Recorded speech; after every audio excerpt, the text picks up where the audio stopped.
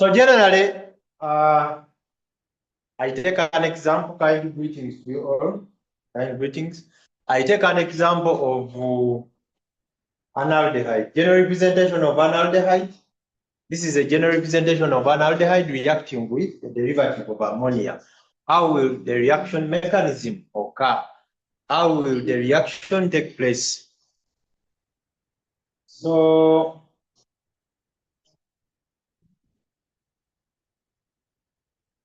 below is the reaction mechanism for I expose my functional group properly, the functional group in the carbonyl compound. So that is the carbon to oxygen double bond. So I write my aldehyde in this form, R, then expose the carbon to oxygen double bond is bonding with hydrogen. Don't forget that from our previous discussion of nucleophilic addition reactions, we saw earlier on that carbonyl compounds undergo nucleophilic addition reactions whereby nucleophiles are added to the carbon of the carbonyl functional group. And we demonstrated that this carbon to oxygen double bond is a polar bond. Why? It is a polar bond because oxygen is more electronegative than carbon, therefore has a tendency of attracting bonding electrons towards itself. Now, once oxygen attracts bonding electrons towards itself, carbon acquires a partial positive charge, leaving a partial negative charge on oxygen, meaning that carbon is electron deficient. Derivatives of ammonia are electron-rich species.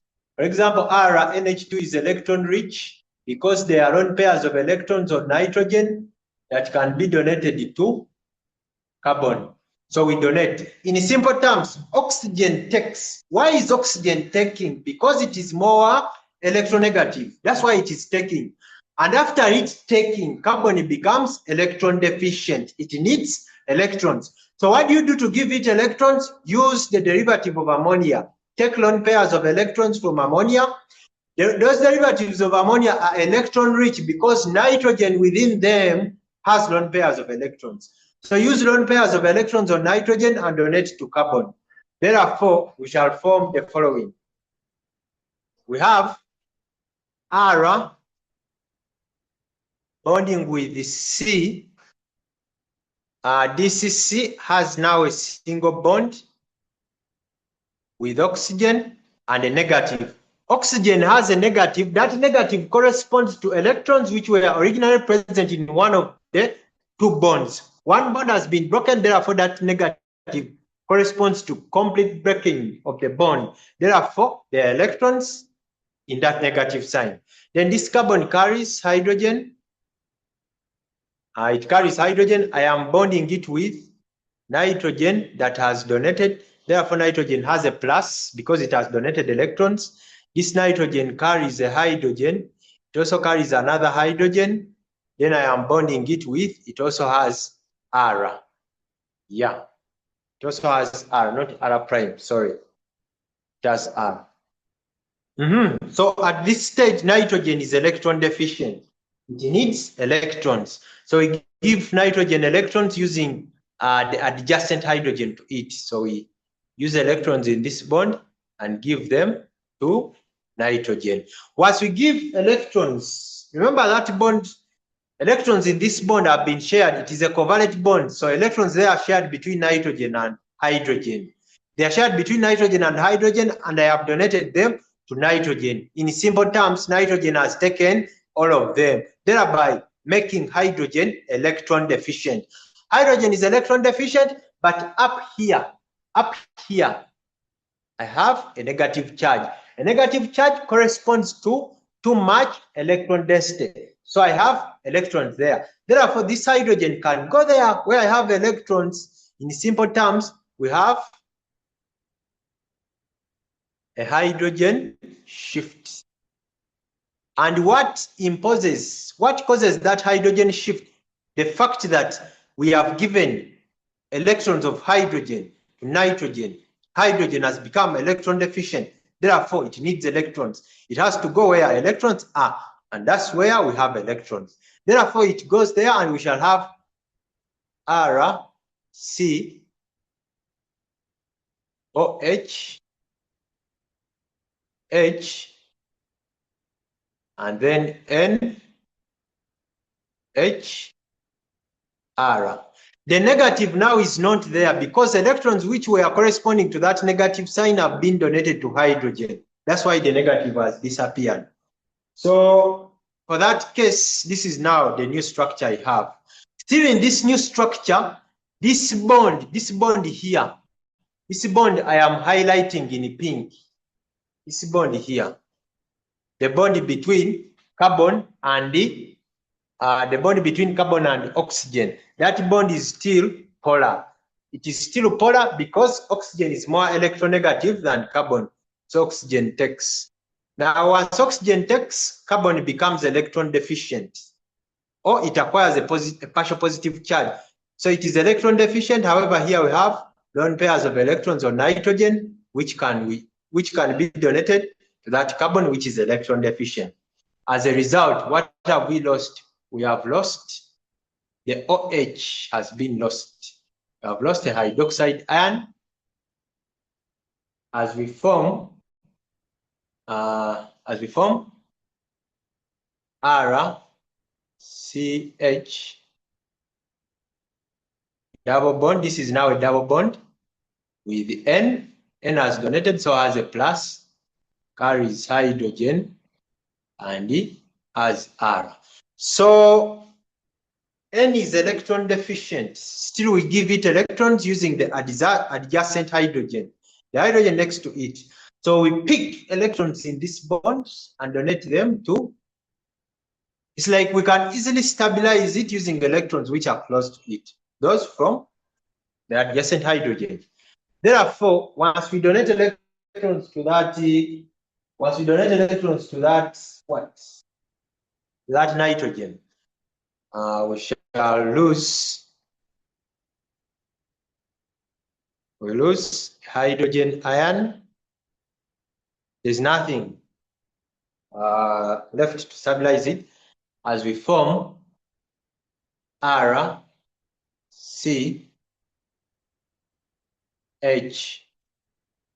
double bond N R, like that. So the lost hydroxide ion, and the hydrogen ion, they can combine. So hydrogen ion plus hydroxide ion, they combine to form H2O. Therefore, what do I have? My products are